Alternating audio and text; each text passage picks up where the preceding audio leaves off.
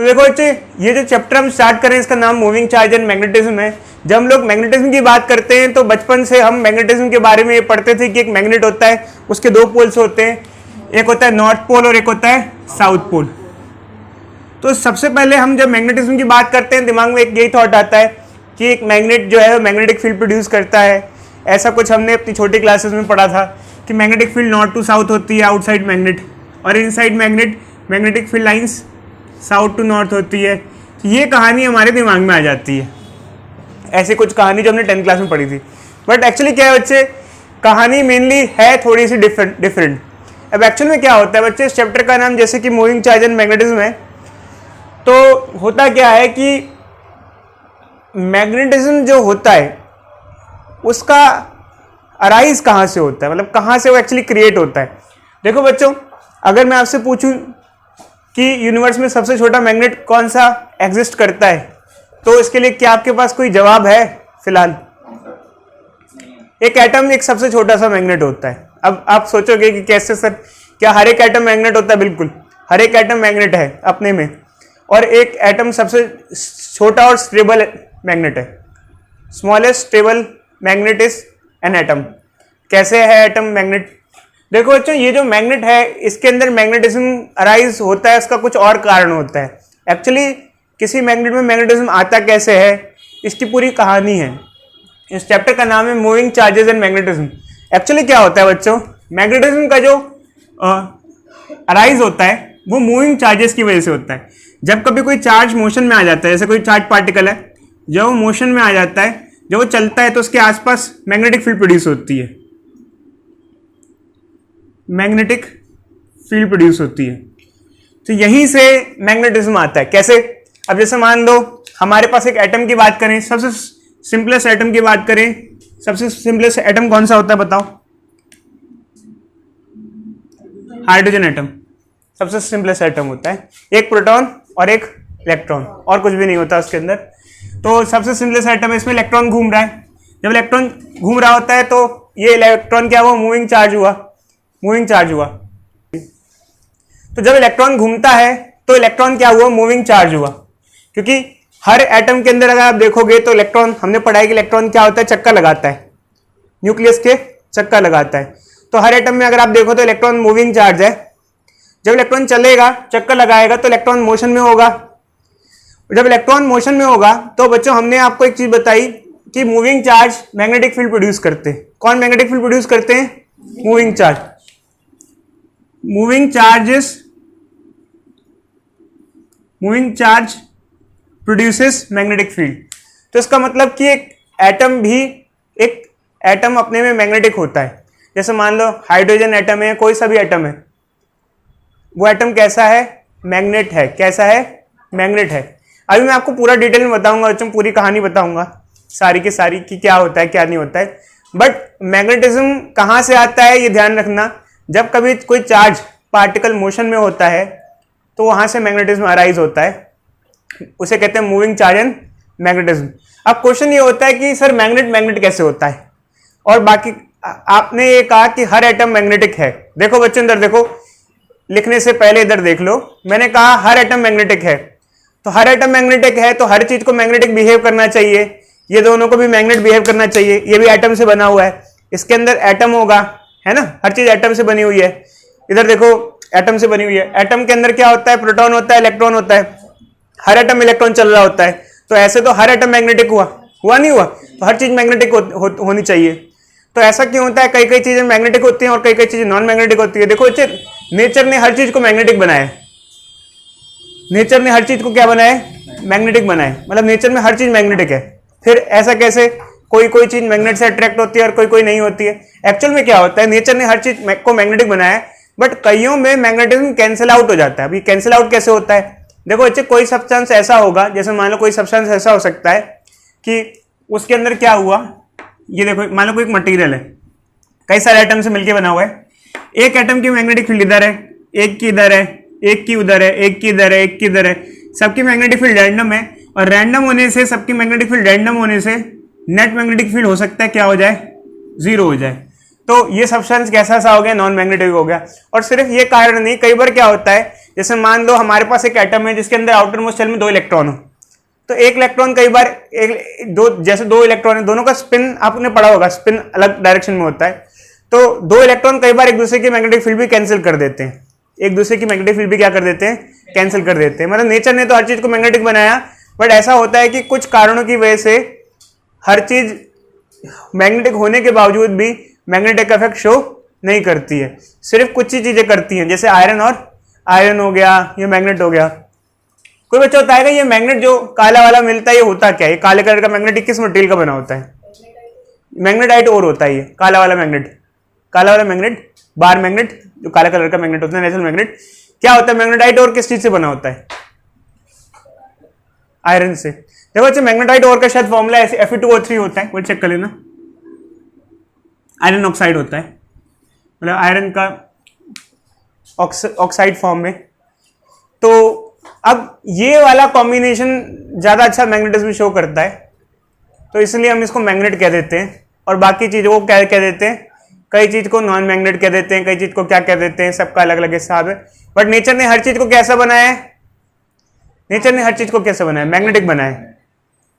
But किन्हीं कारणों की वजह से हो सकता है उसके अंदर मैग्नेटिज्म क्या हो जाता हो, कैंसिल आउट हो जाता हो।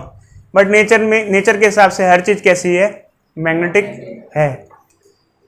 बट होता यह है कि हर चीज मैग्नेटिक होने के बावजूद भी मैग्नेटिक इफेक्ट शो नहीं करती है। अलग अलग कारण हो सकते हैं, हो सकता है उनमें 2 इलेक्ट्रॉन हो, वो एक दूसरे का मतलब जैसे आउटर मोस्ट शेल में ऐसे 2 इलेक्ट्रॉन हो गए मान लो, और हो सकता है दोनों इलेक्ट्रॉन एक दूसरे का मैग्नेटिज्म क्या कर देते हो, कैंसिल आउट कर देते हो सकता है अलग अलग एटम एक दूसरे का मैग्नेटिक फील्ड कैंसिल आउट कर देते हो, तो चीज मैग्नेटिक होते हुए भी कैसी हो जाती है, नॉन मैग्नेटिक है। बट बस यही देखा जाता है कि आयरन मैग्नेटिक बिहेवियर शो करता है, और ये जो मैग्नेटाइट और है ये मैग्नेटिक बिहेवियर शो करता है, और कुछ चीजें आयरन से आसपास ये मैग्नेटिक बिहेवियर शो करती हैं। खैर अभी हम बच्चों इसका कारण नहीं डिस्कस करेंगे। कई बार एक क्वेश्चन बच्चे ये भी पूछते हैं सर ऐसा क्यों होता है, इतने सारे एलिमेंट्स हैं, कॉपर है, सिल्वर है, ये है, वो है, तो हर चीज नेचर ने मैग्नेटिक बनाई है, बट इसी के अंदर मैग्नेटिज्म इतना ज्यादा शो क्यों होता है, बाकियों में नलीफाई हो जाता है, कैंसिल आउट हो जाता है, या फिर बाकियों में क्यों नहीं शो होता, वो अच्छे अलग कारण है, उसके बारे में अभी हमारा कोई डिस्कशन नहीं है। बट ये ध्यान रखना कि नेचर ने भाई उसके अंदर कुछ ऐसी प्रॉपर्टी दी है कि उसके अंदर नेट मैग्नेटिक फील्ड ना तो कैंसिल होता है, उल्टा और बूस्ट हो जाता है, कैंसिल नहीं होता, उल्टा और क्या हो जाता है, बूस्ट अप हो जाता है, इसलिए वो मैग्नेटिक बिहेवियर बहुत ज्यादा शो करता है।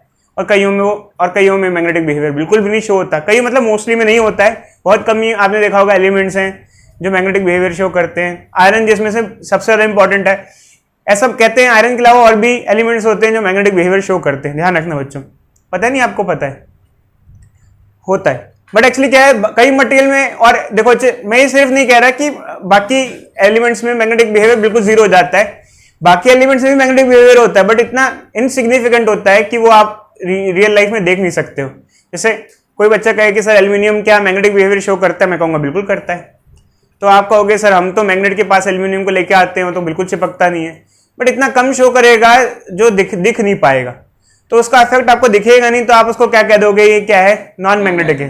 क्योंकि हम सिग्निफिकेंटली हाई चीज को कहते हैं कि भाई ये है, और जो कम हो जाता है उसको हम लोग कंसिडर नहीं करते। जैसे अगर मान लो कोई एलिमेंट है वो काफी कम मैग्नेटिक बिहेवियर शो करता है, आप उसको नॉन मैग्नेटिक ही नाम दे दोगे। तो नेचर ने तो हर चीज को मैग्नेटिक बनाया है, बट चीजें कम मैग्नेटिक बिहेवियर शो करती हैं या जो भी होता है उसकी वजह से हम उसको क्या कह देते हैं, नॉन मैग्नेटिक कह देते हैं। बट नेचर के हिसाब से हर चीज कैसी है, मैग्नेटिक ही है, क्योंकि हर चीज इधर देखो हाँ, हर चीज एटम से बनी हुई है, और हर एक एटम अपने में कैसा है, मैग्नेट है, क्योंकि हर एटम में इलेक्ट्रॉन घूम रहा है। इलेक्ट्रॉन कैसा है, मूविंग चार्ज है, क्या है, सारा मैग्नेटिज्म कहां से आता है, मैग्नेट से नहीं आता है, सारा मैग्नेटिज्म कहां से राइज होता है, मूविंग चार्ज एंड मैग्नेटिज्म, नाम ही इस चैप्टर का है, मूविंग चार्ज एंड मैग्नेटिज्म। अब बट ये नहीं पता कि ऐसा क्यों होता है, जब चार्ज पार्टिकल मोशन में होता है तो उसके आसपास मैग्नेटिक फील्ड प्रोड्यूस होती है, ये आज तक साइंटिस्ट को नहीं पता है कि ऐसा क्यों होता है। बट ये पता है कि जब चार्ज पार्टिकल मोशन में होता है उसके आसपास क्या होता है, मैग्नेटिक फील्ड प्रोड्यूस होती है, तब पता है। बट क्यों होता है इसका कोई अभी तक सॉल्यूशन नहीं है हमारे पास। इसको हम बोल देते हैं कि नेचर है, फंडामेंटल है, बट रिसर्च चल रही है, हो सकता है फ्यूचर में पता चले कि किन कारणों की वजह से जब चार्ज पार्टिकल चलता है तो उसके आसपास मैग्नेटिक फील्ड प्रोड्यूस होती है। समझे बच्चे? तो अगर हम देखें तो ये 3rd चैप्टर के बाद ही 4th चैप्टर क्यों आता है, देखो जो फर्स्ट सेकंड चैप्टर में चार्ज पार्टिकल रेस्ट पे हुआ करता था, पहले दूसरे चैप्टर कुछ हद तक इलेक्ट्रोस्टैटिक से था जिसमें चार्ज पार्टिकल रेस्ट पे हुआ करता था। थर्ड चैप्टर में हमने करंट इलेक्ट्रिसिटी पढ़ा, चार्ज पार्टिकल चलने लग गया। जब चार्ज पार्टिकल वायर में चलता है उसे क्या कहते हैं? Current electricity. वायर में या फिर कहीं और किसी भी मीडियम में चले उसको हम कहते हैं करंट इलेक्ट्रिसिटी। फिर जब किसी एक वायर से करंट फ्लो करता है, मतलब चार्ज पार्टिकल फ्लो करता है, तो उसके आसपास क्या प्रोड्यूस होने लग जाता है? Magnetic field. तो इसलिए चौथा chapter moving charge and magnetism है, जो कि थर्ड की वजह से ही अराइज होता है। थर्ड चैप्टर अगर ना हो तो फोर्थ चैप्टर ना हो, क्योंकि थर्ड चैप्टर में क्या होता है? Current electricity. करंट इलेक्ट्रिसिटी क्या होता है? चार्ज पार्टिकल का मोशन। और जब चार्ज पार्टिकल मोशन करेगा तो क्या होगा? बोलो। मैग्नेटिक फील्ड प्रोड्यूस होगी। समझे या नहीं समझे बच्चे? तो ये फोर्थ चैप्टर है। तो आपको यहां से समझ में आ गया होगा बच्चे इस चैप्टर का नाम मूविंग चार्ज एंड मैग्नेटिज्म क्यों है। क्योंकि ऐसा माना जाता है जब चार्ज पार्टिकल चलता है तो उसके आसपास मैग्नेटिक फील्ड प्रोड्यूस होती है, इसलिए इसको हम नाम देते हैं मूविंग चार्ज एंड मैग्नेटिज्म। और आपने ये देखा कि हर एक एटम अपने में मैग्नेटिक है, बट कई बार हो सकता है ओवरऑल वो मैग्नेटिक इफेक्ट शो ना करे, तो इसलिए ओवरऑल मटेरियल जो हो जाएगा वो नॉन मैग्नेटिक हो जाएगा। मतलब एटम तो मैग्नेटिक है बट जो मटेरियल पूरा हो जाएगा कंबाइंड। जैसे मान लो ये हमारे पास एक आइटम है, ये कैसी है? हम कहेंगे मैग्नेट से चिपक नहीं रही है, तो हम ये कह देंगे कैसी है? नॉन मैग्नेटिक है। बट एक्चुअल में हर चीज कैसी है नेचर में? मैग्नेटिक ही है। समझे? क्योंकि हर चीज एटम से बनी हुई है। तो बच्चे ये पूरी कहानी है हमारी, ये पूरी कहानी है, और पूरी कहानी यहीं से चालू होगी, moving charge and magnetic field से एसोसिएटेड है। तो अब देखो बच्चे, जब हम ये चैप्टर पढ़ते हैं तो इसके अंदर कुछ 2-3 पार्ट्स हैं, हिस्से हैं जो हम लोग बेसिकली देखते हैं। जो पहला हिस्सा होता है वो सारा का सारा मैग्नेटिक फील्ड निकालने से एसोसिएटेड होता है। जैसे देखो बच्चों, अगर हम बात करें 10th क्लास की, तो 10th क्लास में एक एक्सपेरिमेंट पढ़ा करते थे जिसका नाम था ऑस्टेड एक्सपेरिमेंट। कोई बच्चा बता सकता है ऑस्टेड एक्सपेरिमेंट क्या हुआ करता था? ऑस्टेड एक्सपेरिमेंट क्या था? ऑस्टेड एक साइंटिस्ट थे जिन्होंने क्या किया, एक वायर के पास एक मैग्नेटिक नीडल रख दी। ठीक है बच्चों? फिर जैसे ही इस वायर से करंट फ्लो हुआ तो उन्होंने देखा कि इस नीडल में क्या आ रहा है? करंट। जब इसमें फ्लो हो रहा है, करंट के फ्लो की वजह से इसके अंदर डिफ्लेक्शन आ रहा है। तो यहीं से ये थ्योरी आ गई थी। क्यों आ रहा होगा बच्चे बताओ? करंट के फ्लो की वजह से डिफ्लेक्शन क्यों आ रहा होगा? क्योंकि जब इस वायर से करंट फ्लो करेगा तो इसके आसपास मैग्नेटिक, क्योंकि करंट का फ्लो मतलब कि चार्ज का फ्लो। जब करंट फ्लो कर रहा है मतलब चार्ज इसके थ्रू पास कर रहा है, और जब कभी चार्ज चलता है तो आसपास क्या प्रोड्यूस करता है? मैग्नेटिक। तो अब इस नीडल पे 2 मैग्नेटिक फील्ड लग रही होगी, एक तो अर्थ की और एक इसकी वजह से। तो इसकी वजह से डिस्टर्ब होगा और इधर उधर मूवमेंट शो करेगा। जब वो मूवमेंट शो करेगा तो हमको पता चल जाएगा कि इस वायर में कुछ करंट फ्लो कर रहा है। समझे बच्चे? क्योंकि करंट फ्लो होगा तो मैग्नेटिक फील्ड प्रोड्यूस होगी। समझ रहे बच्चे? वायर के आसपास क्या होगा? मैग्नेटिक फील्ड प्रोड्यूस होगी। तो ये बच्चे स्टार्टिंग। तो हमने कुछ चीजें इसमें से, मतलब इवन कुछ क्या, कई सारी चीजें जो पढ़ी थी वो अपनी 10th क्लास में भी पढ़ी हुई थी, और कुछ हद तक वो 10th क्लास की चीजें ही हैं जो हमें आगे पढ़नी है, उसी से एसोसिएटेड है। बट काफी हद तक मुझे लगता है आप वो चीजें भूल गए होंगे, बट फिर भी बच्चे आपको ध्यान में आ जाएगा। तो यहां पर जो इस चैप्टर का फर्स्ट पार्ट है वो सबसे पहले सारा का सारा मैग्नेटिक फील्ड की वैल्यू कैलकुलेशंस पे बेस्ड है। मतलब जैसे किस तरीके से मैग्नेटिक फील्ड की वैल्यू निकालें। अब देखो बच्चे, मैंने जैसे आपको कहा कि एक वायर है, जब इस वायर से करंट फ्लो कर रहा है तो इसके आसपास क्या प्रोड्यूस होगा? मैग्नेटिक फील्ड प्रोड्यूस होगी। क्यों? क्योंकि हमें पता है मूविंग चार्ज एंड मैग्नेटिज्म होता है। जब चार्ज पार्टिकल मूव करता है तो आसपास मैग्नेटिक फील्ड प्रोड्यूस करता है, तो इस वायर से अब फील्ड प्रोड्यूस होगी तो ठीक है, ये तो हमने अपनी 10th क्लास में भी पढ़ा था। बट 10th क्लास में ये नहीं पढ़ा था कि कहां पर होगी और कितनी होगी। मतलब जैसे मान लो किसी पॉइंट पे निकालनी है, ए पॉइंट पे निकालनी है कितनी है, बी पॉइंट पे निकालनी है कितनी वैल्यू है। तो यहां पर हम ये पढ़ते हैं, कैलकुलेशन सीखते हैं कि किसी भी पॉइंट पे मैग्नेटिक फील्ड निकालनी हो तो कितनी कितनी वैल्यूज होगी। देखो पहले तो डेरिवेशन हुआ करते थे, तो अब तो डेरिवेशन नहीं है, अब हम डायरेक्ट फॉर्मूलेस पढ़ेंगे, उस पर बेस्ड न्यूमेरिकल करेंगे। ठीक है बच्चों? तो चालू करते हैं, चालू करें? अच्छा, किसी को डाउट हो तो कुछ पूछो बच्चे। देखो बच्चों, मैंने आपको कहा कि हमें मैग्नेटिक फील्ड निकालना सीखना है सबसे पहले। तो मैग्नेटिक फील्ड निकालने सीखने से पहले हम आपको कुछ चीज़ें बताना चाहेंगे। मैग्नेटिक फील्ड को हम लोग बी से डिनोट करते हैं।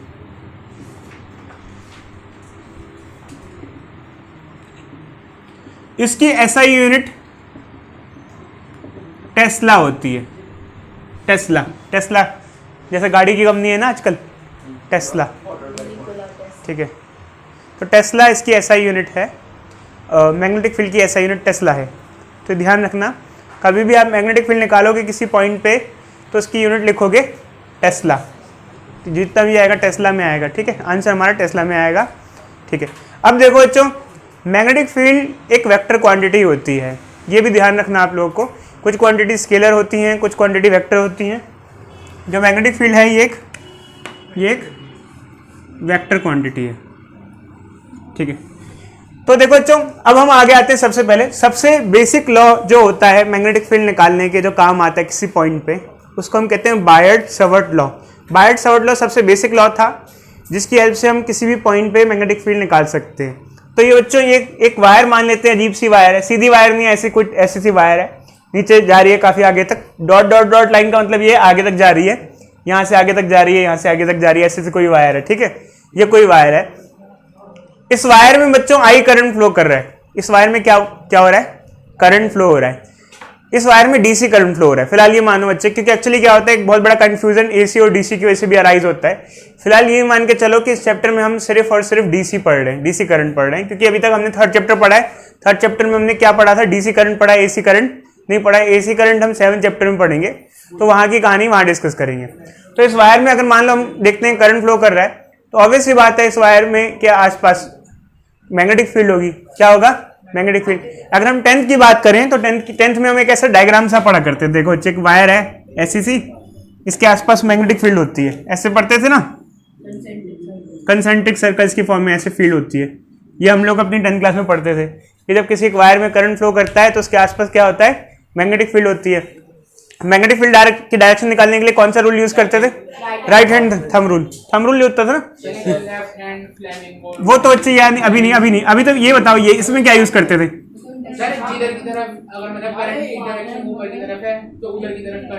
देखो अच्छे, इसमें हम ऐसे पढ़ते थे कि जिस डायरेक्शन में करंट जा रहा है उस डायरेक्शन में थंब को रखो, जो फिंगर्स की डायरेक्शन है आपको मैग्नेटिक फील्ड देगा, ऐसा कुछ हम पढ़ते थे, ठीक है। अभी हम यहाँ पे भी आएंगे इस टॉपिक पे भी, डायरेक्शन वगैरह पे। बट एक्चुअली क्या है कि इस वायर में जब करंट फ्लो कर रहा है तो उसके आसपास भी क्या होगी? मैग्नेटिक फील्ड होगी। तो बायर्ड-सावर्त लॉ के थ्रू हम ये पढ़ते हैं। तो बायर्ड-सावर्त ने ही बताया कि देखो एक वायर है, जब ये वायर से करंट फ्लो कर रहा है तो इसके आसपास मैग्नेटिक फील्ड होगी। तो एक काम करो, पहले एक छोटा सा एलिमेंट ले लो, स्मॉल एलिमेंट ले लो, उसकी वजह से मैग्नेटिक फील्ड निकाल लो। फिर बाकियों के लिए निकालने तो इंटीग्रेशन कर लो। सबसे पहले किसके लिए निकाल लो? स्मॉल एलिमेंट के लिए। तो देखो बच्चे, जब अगर हम पूरी मैग्नेटिक फील्ड की बात करें तो वो बी होगा, बट स्मॉल एलिमेंट की मैग्नेटिक फील्ड छोटी सी होगी। छोटी सी होगी तो उसको हम क्या लिखेंगे? डीबी। क्या लिखेंगे? डी। डी मतलब स्मॉल मैग्नेटिक फील्ड, डीबी मतलब कि स्मॉल मैग्नेटिक फील्ड। हमने एक छोटा सा एलिमेंट मान लिया बच्चे। इधर देखो, लिखो नहीं, अभी आप देख लो, हम लिखने का टाइम देंगे। इधर देखो, इधर एक छोटा सा एलिमेंट मान लेते हैं बच्चे। एक छोटा सा एलिमेंट है, इसकी लेंथ जो है बच्चे वो डीएल लेंथ है। लेंथ जो है डीएल है। कई बच्चों का क्वेश्चन होता है, सर ये डी क्यों यूज करते हैं? डी का मतलब बच्चे स्मॉल। डी का मतलब क्या होता है? Small length. डीएल का मतलब वेरी स्मॉल लेंथ। डीवी का मतलब कि अगर लेंथ स्मॉल है तो मैग्नेटिक फील्ड भी क्या होगी? स्मॉल होगी।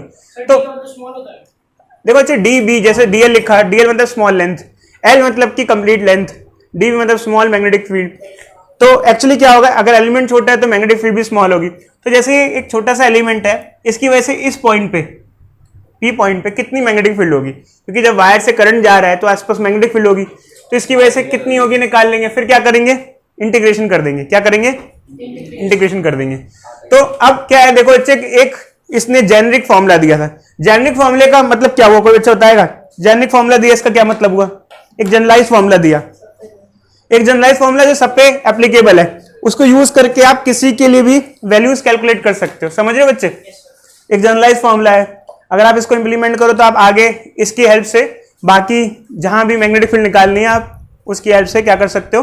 निकाल सकते हो। तो देखो बच्चे, एक्चुअल में क्या है कि जो छोटा सा एलिमेंट है, इसकी वजह से जो मैग्नेटिक फील्ड होगी किसी पॉइंट पे, से पी पॉइंट पे, कोई भी पी पॉइंट हो सकता है, कहीं भी हो सकता है, यहाँ, ठीक है। जो मैग्नेटिक फील्ड होगी वो डिपेंड करेगी करंट कितना फ्लो कर रहा है, डायरेक्टली प्रोपोर्शनल किसके होगी, करंट के। अगर वायर से करंट ज्यादा जाएगा तो मैग्नेटिक फील्ड भी क्या होगी, ज्यादा। ऑब्वियस सी बात है भाई, करंट ज्यादा जाएगा तो ज्यादा स्ट्रॉन्ग फील्ड होगी। दूसरा डिपेंड करेगी डिस्टेंस के इनवर्स स्क्वायर पे। इसका क्या मतलब हुआ बच्चों, अगर दूरी ज्यादा होगी, जितनी ज्यादा दूरी पे जाएंगे वायर से उतनी मैग्नेटिक फील्ड वीक हो जाएगी, ये तो हमको ही पता है। और क्या क्या फैक्टर होंगे जिस पे डिपेंड करेगा, देखो इससे एक्चुअली क्या होता है, इधर देखो, इससे इधर देखो।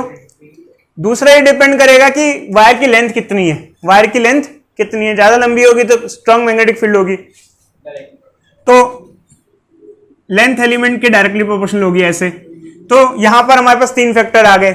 क्या और भी फैक्टर हैं, देखो अच्छा एक्चुअली क्या होता है जब मैग्नेटिक फील्ड की बात करते हैं, इधर देखो अच्छे ध्यान से, मैग्नेटिक फील्ड जो एक क्वांटिटी है वो अपने में वेक्टर क्वांटिटी है।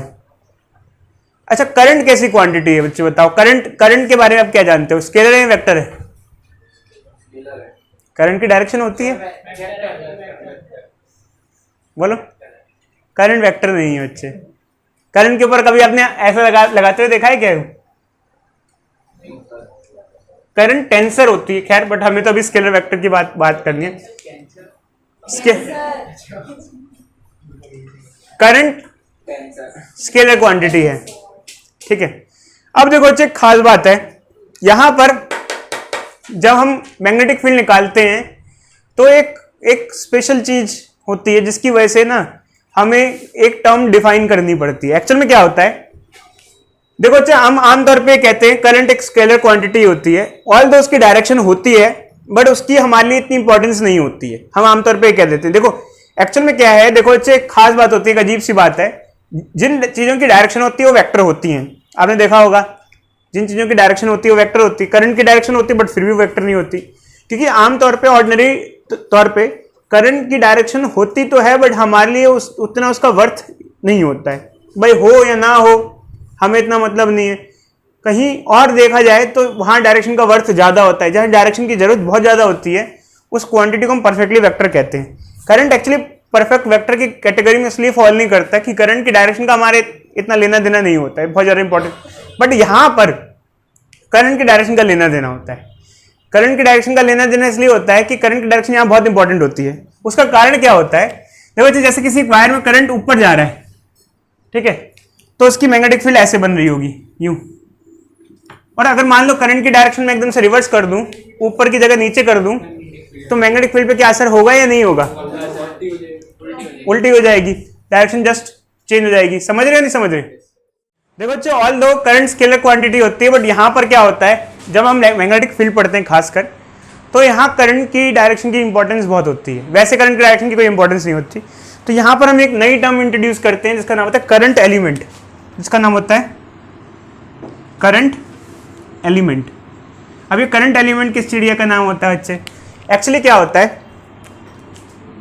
करंट और ये जो लेंथ एलिमेंट है इसको मल्टीप्लाई कर देते हैं। जैसे ये छोटी सी लेंथ है, मान लीजिए छोटी सी लेंथ है, ये जो एलिमेंट है हमने छोटा सा एलिमेंट ले लिया है ये dl, इसकी वजह से इतनी लेंथ की वजह से मैग्नेटिक फील्ड निकाल रहे हैं, पूरी वायर की लेंथ नहीं ली है, इतनी सी लेंथ ली है, तो ये स्मॉल एलिमेंट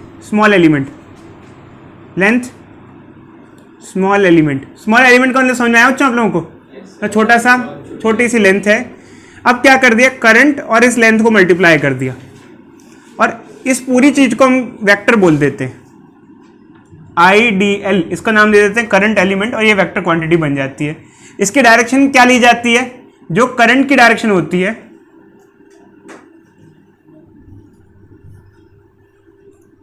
वही इसकी डायरेक्शन ली जाती है। मतलब हम एक तरीके से नई चीज इंट्रोड्यूस कर देते हैं, नई टर्म इंट्रोड्यूस कर देते हैं, करंट एलिमेंट, क्योंकि करंट को हम आमतौर पर वेक्टर नहीं बुलाते ना, इस वजह से। करंट एलिमेंट एक वेक्टर क्वांटिटी होती है। अब करंट एलिमेंट से हमारा बेनिफिट क्या हुआ, करंट एलिमेंट देखो अच्छा, करंट को हम वेक्टर नहीं कह सकते क्योंकि लेते ही नहीं है कभी भी, तो हम करंट एलिमेंट एक नई क्वांटिटी इंट्रोड्यूस कर देते हैं जो वेक्टर क्वांटिटी हो जाती है, जिसकी हेल्प से हमें पता चल जाता है कि भाई अगर आप करंट की डायरेक्शन चेंज कर दो तो मैग्नेटिक फील्ड भी क्या हो जाएगा, चेंज हो जाएगा। अब ये क्यों करते हैं, क्या करते हैं, देखो यार वो साइंटिस्ट ने मत्था पच्ची की होगी कई बार, अब उनको सही लग रहा होगा, जैसे बैठा होगा उन्होंने बना दिया और फाइनली कह दिया ये यूज़ कर लो। समझ में आया? आप घर में कोई काम कर रहे हो तो किसी की मदद कर रहे हो तो मत्था बच्ची करते हो, फाइनली जो आपको सही लगता है वो कह देते हैं इसको ऐसे इस्तेमाल कर लेना, बाकी आप कह देते हो छोड़ दो उसको। समझ में आया? फाइनली जो आपको ठीक लगता है, तो साइंटिस्ट लोगों ने हमको ये बना करके ये दे दिया कि भाई एक करंट एलिमेंट नाम के टर्म यूज कर लो, ज़्यादा सुटेबल रहेगा, टेंशन फ्री रहोगे। ठीक है बच्चे? तो कुल मिला के अगर हम सारे फैक्टर्स को इंक्लूड करें तो हम बायट-सवर्ट लॉ के अकॉर्डिंग देखें कि फॉर्मूला कैसा बनता है। तो बायट-सवर्ट लॉ के हिसाब से जो मैग्नेटिक फील्ड का किसी पॉइंट पे फॉर्मूला बनता है वो करंट पे डिपेंड करता है, लेंथ पे डिपेंड करता है, डिस्टेंस पे डिपेंड करता है और साथ साथ में इवन एंगल पे भी डिपेंड करता है। अब ये एंगल कौन सा एंगल होता है भाई? देखो बच्चे एक्चुअली क्या होता है, यहां पर ये जो थीटा एंगल है ये एलिमेंट ये जो एंगल होता है ये वाला एंगल जो दिख रहा है, जैसे मान लो यहाँ इस पी पॉइंट पे हमें मैग्नेटिक फील्ड निकालनी है, ये जो एंगल बन रहा है ये वाला बड़ा सा एंगल बन रहा है, ये एंगल थीटा होता है। अभी हम आपको थीटा के बारे में थोड़ा सा और डिटेल डिस्क्रिप्शन देने वाले हैं, बट हमें टाइम देना, इस एंगल पे भी वो डिपेंड करता है, मतलब इतने सारे फैक्टर पे डिपेंड करता है। अगर प्रोपोर्शनलिटी हटा के कांस्टेंट लगा दें तो ये कांस्टेंट आ जाता है म्यू नॉट बाय 4 पाई और कुल मिला के फॉर्मूला हमारा ये बन जाता है। ऑल दो अभी हमारा बहुत सारा वक्त इस फॉर्मूले को समझाने में लगने वाला है, क्योंकि इस फॉर्मूले में बहुत सारी चीजें छुपी हुई हैं जो आपको डिटेल में बताएंगी, जिसकी हेल्प से हमें चीजें समझ में आएंगी। तो देखो बच्चे एक्चुअली क्या है, यहाँ पर चीजें क्या क्या है। देखो बच्चों आर तो सबको समझ में आ गया, आर क्या है? आर क्या है? सेपरेशन है। आर क्या है? सेपरेशन है। डिस्टेंस बिटवीन, एक minute, separation between element and point eight which field is calculated.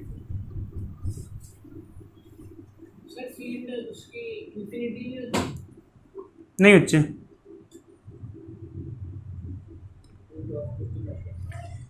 ठीक है, ये आ गया। आई क्या हो गया? करंट हो गया। आई तो देखो बच्चे वैसे खैर आई तो कभी बताने की जरूरत नहीं पड़नी चाहिए, क्योंकि आई जो टर्म होती है आपको सबको पता होता है, करंट के लिए यूज होती है। डीएल जो होती है वो एलिमेंट की लेंथ होती है, खैर वो भी आपको पता ही होगा। थीटा के बारे में भी हम आपको इंट्रोड्यूस करेंगे, बताएंगे और थोड़ा सा चीज बताएंगे। इससे पहले आप एक काम करो, लिख लो। फिर बच्चे यहाँ पर हमें काफी टाइम तो इन वैल्यूज को समझने में लग जाएगा कि क्या क्या चीजें होती हैं। तो पहले आप आराम से देखो क्या क्या चीजें क्या क्या हैं, उसको समझोगे, थोड़ा सा आपको पता चलेगा, फिर आप उसको आगे देखना। इधर देखो अच्छे बोर्ड पे अब, तो ये थोड़ा थोड़ा सा हमने देखा। अब यहाँ पर ये क्या है? ये प्रोपोर्शनलिटी कांस्टेंट है बच्चों। इसमें इसको क्या कहते हैं? देखो बच्चे ये है म्यू नॉट, ये ग्रीक अल्फाबेट है म्यू, MU म्यू, और जीरो लगाए तो मतलब म्यू नॉट, क्योंकि जीरो लगा तो इसे म्यू नॉट बोलते हैं। इसको हम कहते हैं परमिएबिलिटी, परमिएबिलिटी। अब ये क्या चीज होती है, थोड़ा सा हम इसके बारे में भी जानते हैं। देखो बच्चों एक्चुअल में क्या होता है, एक बहुत इंपॉर्टेंट सी चीज है, बहुत ध्यान से समझना इस चीज को। एक वायर से जब करंट फ्लो कर रहा है तो इससे कुछ दूरी पे मैग्नेटिक फील्ड निकालनी है, तो बहुत सारे फैक्टर पे मैग्नेटिक फील्ड डिपेंड करती है। वो कितनी दूरी पे पॉइंट, वायर में कितना करंट है, वायर की लेंथ कितनी है, कितने एंगल पे निकालनी है, क्या है क्या नहीं है। साथ साथ में एक मीडियम पे भी डिपेंड करता है। मीडियम जैसे आमतौर पे वायर है, इस पॉइंट पे निकालना है, तो इसके बीच का भी फिलहाल मीडियम क्या हुआ? एयर हुई। हो सकता है हम आपसे पानी में निकलवा दें, वाटर में, क्या मीडियम चेंज हो जाएगा तो सेम फील्ड प्रोड्यूस होगी वायर की वजह से। एक्चुअल में क्या होता है, इधर देखो अच्छी, हाँ, एक्चुअल में क्या होता है, इलेक्ट्रोस्टैटिक्स और मैग्नेटिज्म की जब हम बात करते हैं तो यहाँ पर मीडियम का बहुत बड़ा असर होता है। तो एक वायर है, इससे करंट फ्लो कर रहा है, तो इस पॉइंट पे अगर मैग्नेटिक फील्ड निकाल रहे हो आप, तो अगर एयर है तो कोई और होगी, कोई और मीडियम चेंज कर देंगे तो फील्ड की वैल्यू क्या हो जाएगी? चेंज। तो ये मीडियम का जो इफेक्ट है ये कौन दिखाता है? परमिएबिलिटी बताती है। परमिएबिलिटी मीडियम टू मीडियम अलग अलग होती है। अभी म्यू नॉट का मतलब परमिएबिलिटी ऑफ फ्री स्पेस और वैक्यूम। डब्ल्यू आता है, क्या आता है? डबल सी आता है। अरे ठीक है, अच्छा, हमेशा मुझे कंफ्यूजन रहता है इस चीज में। ठीक है, चलो अच्छे, कोई नहीं। बट एक्चुअली क्या होता है, म्यू नॉट की वैल्यू फ्री स्पेस के लिए या फिर वैक्यूम के लिए होती है। ठीक है, देखो बच्चों, म्यू नॉट तो परमिएबिलिटी फ्री स्पेस की है। अगर यहाँ पर कोई और मीडियम हो जाए, जैसे मान लो हमने एयर नहीं है, कोई और मीडियम है, तो ये फॉर्मूला चेंज हो जाएगा, यहाँ म्यू एम आ जाएगा। म्यू एम का मतलब क्या होगा बच्चे बता सकते हो? Mu M is permeability of medium, that medium, जो भी मीडियम है उसकी परमिबिलिटी। अब क्वेश्चन ये है बच्चे, आप में से कोई बच्चा बता सकता है आपको क्या लगता है परमिबिलिटी किस चीज की नॉलेज देता होगा? मतलब परमिबिलिटी क्या नॉलेज देता होगा? परमिबिलिटी एक तरीके से ये बताता है कि वो मीडियम कितना मैग्नेटिक फील्ड फ्रेंडली है। इधर देखो, परमिबिलिटी ये बताता है कि कितना मैग्नेटिक फील्ड फ्रेंडली मीडियम है। कुछ मीडियम मैग्नेटिक फील्ड फ्रेंडली ज़्यादा होते हैं और कुछ मीडियम मैग्नेटिक फील्ड फ्रेंडली कम होते हैं। इसका क्या मतलब है? कोई एक मीडियम है जिसकी परमिबिलिटी हाई है, उसका क्या मतलब है? सर उसकी मैग्नेटिक फील्ड बड़ी होगी, क्योंकि बड़ी क्या बच्चे उसमें स्ट्रेंथ ज़्यादा होगी। जैसे मान लो हमारे पास पूरा सेटअप सेम है, इसके अंदर एक मीडियम डाल दिया गया, मतलब ये सेटअप को हमने एक मीडियम में डाल दिया जिसकी परमिबिलिटी हाई है, तो इस पॉइंट पे जो मैग्नेटिक फील्ड होगी वो काफ़ी ज़्यादा होगी। अब आपने क्या किया, मीडियम रिप्लेस कर दिया, बाकी सारी चीज़ें क्या कर दी, सेम कर दी। अब जो मीडियम है मान लो उसकी परमिबिलिटी लो है, मतलब मैग्नेटिक फील्ड फ्रेंडली नहीं है, तो सब कुछ सेम होने के बावजूद भी मीडियम चेंज होने के बाद इस पॉइंट पे मैग्नेटिक फील्ड कम हो जाएगा। तो मीडियम का भी असर देखा जाता है, समझे बच्चे? कुछ मीडियम मैग्नेटिक फील्ड फ्रेंडली होते हैं, कुछ मीडियम मैग्नेटिक फील्ड फ्रेंडली नहीं होते, दुश्मन होते हैं मैग्नेटिक फील्ड के।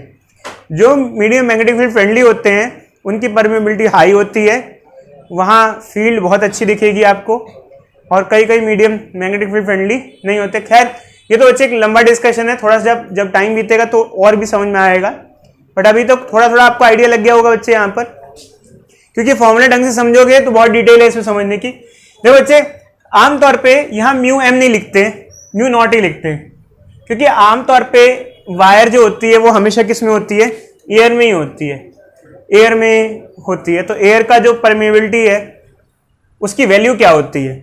एयर की परमेबिलिटी की वैल्यू बच्चे देखो, एक्चुअली पूरी की पूरी म्यू नॉट बाय 4 पाई की वैल्यू होती है 10⁻⁻7 विद सुटेबल यूनिट्स। यूनिट्स में लिख नहीं रहा बच्चे, ये वैल्यू होती है। तो यूनिट की वैल्यू क्या हो जाएगी, इसको उधर ले जाओगे, ये हो जाती है बच्चे विथ यूनिट्स। यूनिट्स में अभी नहीं लिख रहा हूँ, यूनिट्स आप निकाल सकते हो। तो ये म्यू नॉट की वैल्यू होती है, value of mu naught is given by this. Vacuum और एयर की परमिबिलिटी सेम ही होती है, क्योंकि एयर एक लाइट मीडियम है, उसमें कुछ खास होता नहीं है, ठीक है, बहुत ज़्यादा चेंजेस देखने को नहीं मिलते हैं, ठीक है। बाकी अगर कोई आप मीडियम चेंज करो, जैसे वाटर वगैरह लाओ, कोई लिक्विड लाओ, तो उसमें आपको चेंजेस देखने को मिलते हैं। तो ये बच्चे हमारे पास पूरी बात है। अब हमको कुछ और भी चीज़ें बतानी है। अच्छा पहले बताओ, आपको ये समझ में आ गया ये डीबी क्या है, स्मॉल एलिमेंट की वजह से मैग्नेटिक फील्ड। ये क्या है, परमिबिलिटी। मैग्नेटिक फील्ड मीडियम पे डिपेंड करती है, किस मीडियम में है, करंट पे डिपेंड करती है, लेंथ पे डिपेंड करती है, डिस्टेंस पे डिपेंड करती है। अब यहाँ पर बच्चे जो थीटा है ये भी बहुत इंपॉर्टेंट है समझाने के लिए। तो ये थीटा क्या होता है बच्चे, इसको मिटा दें। वो बच्चे वैल्यू है, हमने लिया नहीं है, प्रोपोर्शनलिटी की वैल्यू, कांस्टेंट की वैल्यू है, हमने नहीं लिया है, ये आई है। थीटा की कहानी भी बहुत इंपॉर्टेंट है। अब ये थीटा क्या होता है बच्चे, ये थीटा किसके बीच का एंगल है? देखो बच्चे एक्चुअली क्या होता है, देखो इधर देखो बच्चे, ये करंट एलिमेंट है, इसको हमने वेक्टर क्वांटिटी बता दी, आपको पता है ना, ठीक है। यहाँ करंट जा रहा है, इस पॉइंट पे मैग्नेटिक फील्ड निकालना है, ये पोजीशन वेक्टर है। अब ये पोजीशन वेक्टर क्या होता है बच्चों,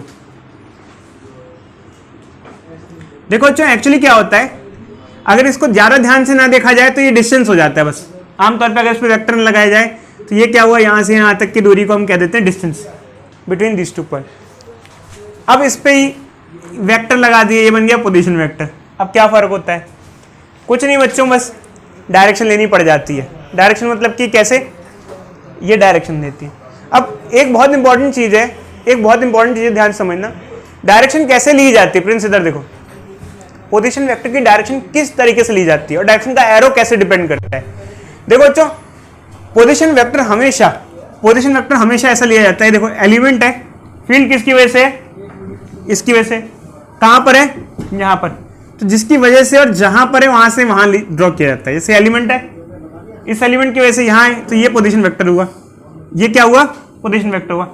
पोजीशन वेक्टर में कुछ नहीं बची डिस्टेंस, ये साथ में डायरेक्शन ज्वाइन कर दिए, क्या कर दिया है, डायरेक्शन को क्या कर दिया हमने, ज्वाइन कर दिया, एड ऑन कर दिया है, और ये हो गया ये हमारे। तो ये जो एंगल है किस किस के बीच का,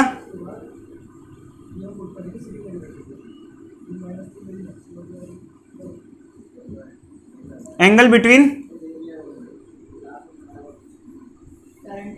theta is angle between ideal and R, इन दोनों के बीच का एंगल होता है। समझे बच्चों, ये होता है थीटा।